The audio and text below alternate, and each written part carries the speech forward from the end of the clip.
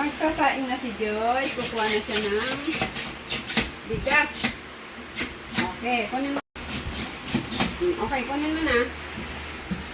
Ako mo kuhaan na siya ng... Ay mo. Count mo. 1. 1. Apa? 1 ka mo ah. Okay. 2. Okay, 2. Mamaya. Mamaya. 2. 3. 4. 5.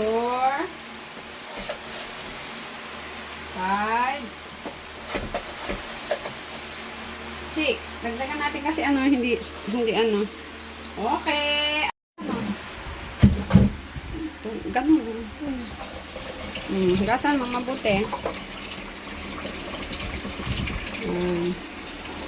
Magaling yan eh. Akaluto na ng itlog. Para pag siya na lang, kaya niya nang magsaing ng sarili niyang kanin. Yan, ang Joyce. Activity nila yan sa school.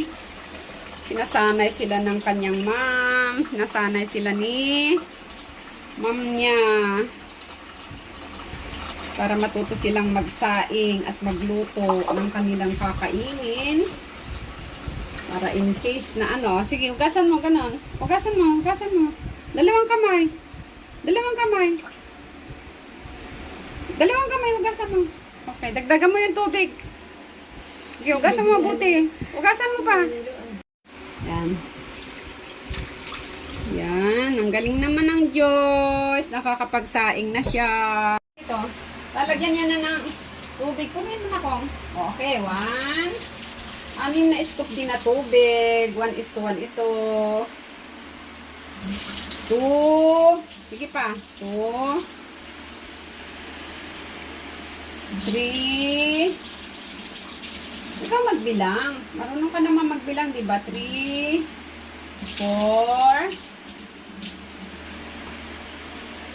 5. Kailangan pa talaga i-assist.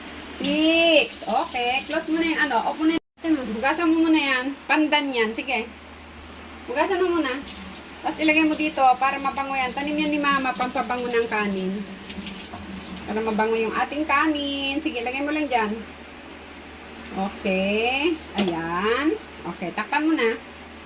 Takpan mo na yun. Tapos punasan mo. Ito. Punasan mo. Yan. Lahat.